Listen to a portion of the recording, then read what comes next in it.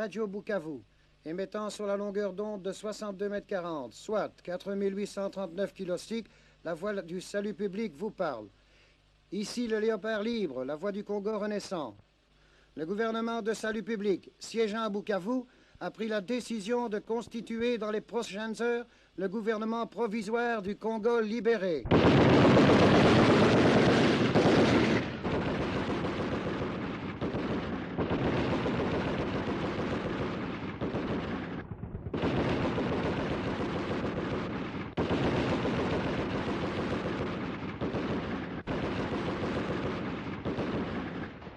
Pour le changement, pour l'aventure. Et ensuite, ce qui est pas plus mal, c'est qu'en ayant l'aventure, on est payé en même temps. Enfin, quoi. Et on a un renouveau continuel tous les jours. Et puis on est dans un folklore. Et on est entre copains. On s'entraide. C'est tout, enfin, quoi, je crois. Vous savez que dans l'Europe, le mot mercenaire n'est pas bon. On sait que le mot mercenaire a un certain contexte que le bourgeois ne comprend pas. Je dis le bourgeois pour citer un ensemble, quoi. Hein. Mais tous les gens croient le mercenaire c'est un gangster, c'est un homme à battre, c'est un tueur, c'est pas ça. À mon avis, c'est pas ça. C'est un type qui offre ses services, qui fait payer ses services pour tenir un certain ordre dans un pays qui n'est pas susceptible et qui n'est pas capable de le faire par lui-même. Plutôt besoin d'argent, quoi. Et en Belgique, on ne gagne pas très bien sa vie, alors qu'ici, comme mercenaire, on la gagne très bien, enfin, bon, quoi. Vous aimez le Congo? Oui, c'est un beau pays, c'est intéressant, quoi. Oui, je suis venu la première fois par aventure et la deuxième fois pour une question d'argent. J'en avais besoin. Et c'était un pays que j'aimais beaucoup et je suis venu par aventure, c'est tout. Êtes-vous déçu maintenant par le développement? Déçu, non, mais je ne le regrette pas spécialement, mais j'aurais mieux aimé que ça se passe autrement. Parce que je ne m'attendais pas à ces événements et je n'avais pas calculé les risques en rapport, quoi. Oh, initially I became a mercenary for purely personal reasons. I've continued it because I like the life. I agree with it, but my basic reason is money. I am a mercenary. My basic reason is financial. That's a personal reason.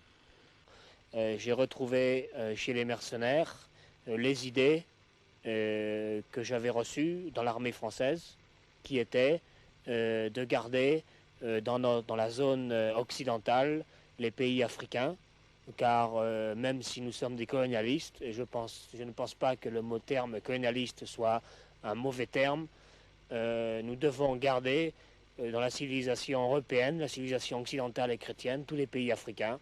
Alors je suis mercenaire également pour gagner de l'argent, parce que j'aime le jeu et que je préfère vivre 2 ans, mais vivre entièrement. La vie pour moi est un problème d'intensité plutôt que de longévité.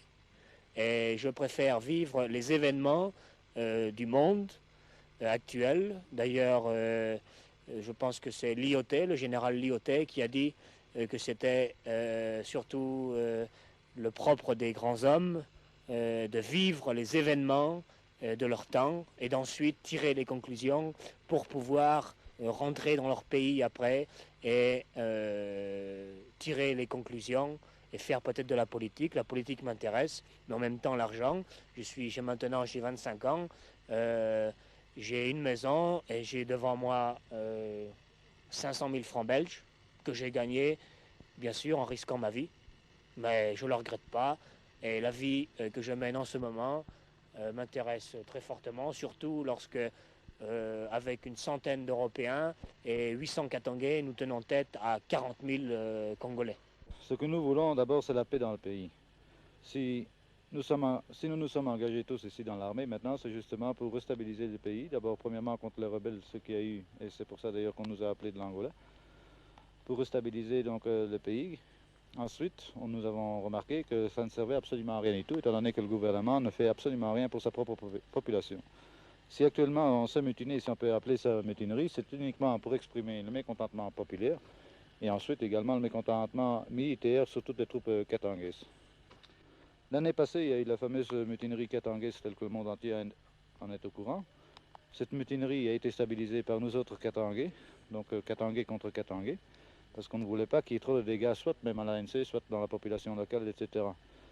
Suite aux accords qu'il y a eu avec le gouvernement central, qui n'a pas tenu sa parole, c'est-à-dire que ces Katangais que nous avons désarmés, que la plupart a été massacrés, tués, etc. Cette année-ci, ils ont voulu faire la même chose avec mon bataillon à moi, qui était absolument constructif, étant donné qu'on avait reconstruit tout le Maniema, Kabambar, etc.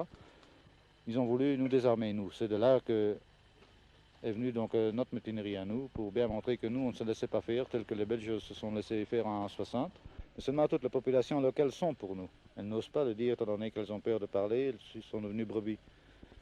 Mais ça, je peux vous donner la garantie complète que ce soit la population propre des environs de choses de Bukavu, ils sont pour nous. Même les ex-rebelles qui sont dans la région de Fizi, Kamambar, sont 100% pour nous.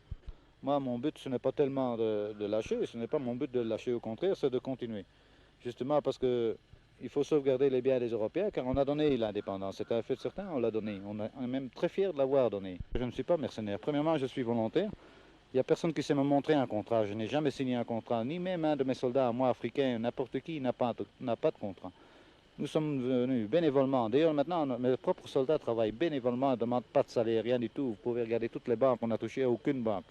Ça nous est absolument pas nécessaire de toucher à une banque, on n'a pas besoin d'argent. Ce qu'on veut uniquement, c'est que la population maintenant s'exprime, étant donné que nous, on a fait le grand coup. C'est maintenant la population à s'exprimer et de choisir elle-même un gouvernement national.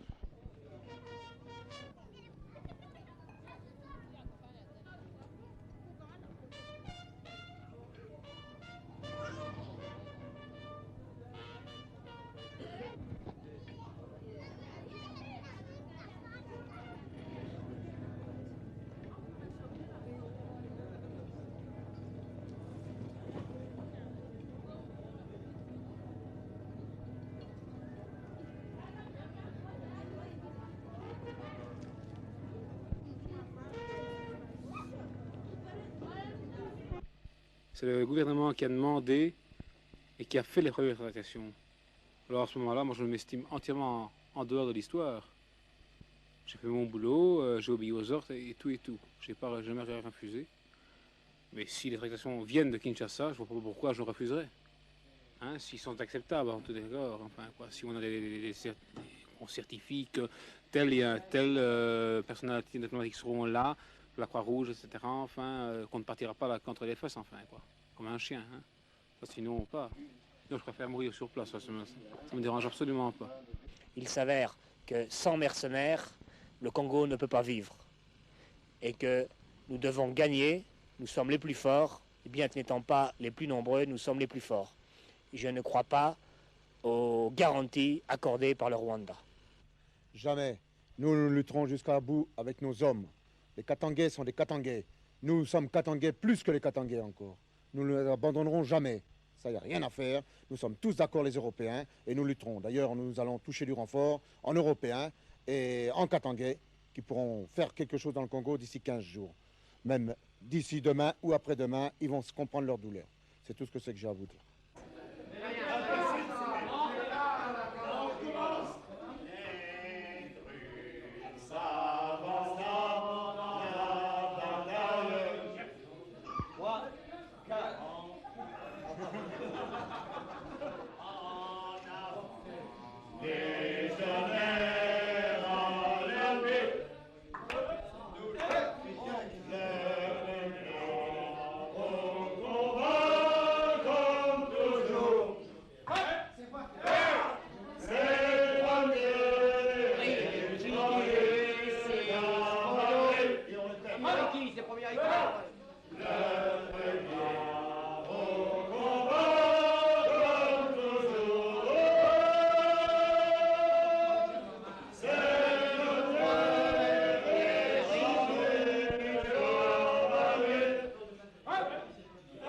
Les hommes que vous venez de voir dans ce film tout à l'heure ne représentent qu'un groupe, qu'une fraction des mercenaires. Il est vrai que la troupe, le gros de la troupe des mercenaires, des hommes qui aujourd'hui occupent Bukavu et tiennent une bonne partie du Kivu, ce sont des mercenaires au sens classique du terme, des hommes qui se vendent pour de l'argent, qui ont certainement des problèmes personnels, qui tiennent de la psychiatrie, si vous voulez, des névrosés, des pathologiques, mais enfin des hommes qui sont étrangers au pays, étrangers au Congo, qui cherchent l'aventure, qui cherchent l'argent.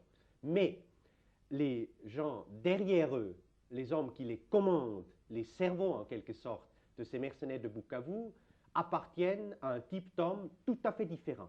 D'ailleurs, je crois que Schramm traduit déjà, le commandant Schramm, le commandant du groupe, traduit déjà un peu l'attitude et la qualité de ce petit groupe, cette petite minorité importante des mercenaires et qui se distingue nettement du gros des troupes. Alors, qui sont ces hommes? Ces hommes, ce sont d'anciens planteurs du Kivu. Ce sont des hommes qui, parfois, sont nés dans le pays, en tout cas qui ont grandi dans le pays, et qui se reconnaissent avec l'Est congolais, avec cet immense territoire qui est près de 2 fois la France, qui est un magnifique pays de vallons, de collines, de grandes plantations de café, de cacao, de fleurs, de légumes qu'on exporte jusqu'en Europe. Un jardin, vraiment, c'est le jardin de l'Afrique, c'est merveilleux que dans ce pays, il a eu des plantations blanches dès le début de la colonisation, depuis 50 ans. Eh bien, au moment de l'indépendance, un groupe de planteurs, assez fort numériquement, a refusé de partir, a dit « ce pays est à nous, nous l'avons créé, nous avons fait ces plantations, nous avons perdu de l'argent, du sang, de la sueur, nous y restons ». Pour pouvoir y rester, vous savez tout ce qui est arrivé au Congo depuis 7 ans, depuis la mort de Lumumba, c'était l'anarchie quasi permanente, qui commence à être résorbée maintenant, mais enfin, c'était un pays ensanglanté pendant 7 ans. Eh bien, ces planteurs ont constitué des milices d'autodéfense. Milices qui étaient commandées toujours par des Blancs, par des planteurs eux-mêmes qui sont devenus mercenaires ensuite, mais aussi par des milices noires. Et autour de ces plantations se sont constitués, si vous voulez, des villages. Les gens sont venus des montagnes, des zones d'insécurité et ont cherché abri, nourriture, abri, protection dans ces plantations qui aujourd'hui sont comme des forteresses médiévales, si vous voulez, dans une Europe déchirée par une guerre permanente. Enfin, le Moyen-Âge européen fournit des comparaisons assez vraies, assez précises avec le Congo actuel. Alors, la motivation, si vous voulez, de ces Kodoki, commandos du Kivu, c'était le nom qu'ils se sont donné, de ces miliciens blancs, qui aujourd'hui sont mercenaires à Bukavu, la motivation est assez simple, confuse et simple en même temps. Schramm vous dirait, et je connais surtout 2 de ces lieutenants, Liert et Bruck, eh bien, ces 2 lieutenants m'ont dit, et ils le disent certainement encore aujourd'hui, eh bien, nous restons pour protéger le Kivu. Comment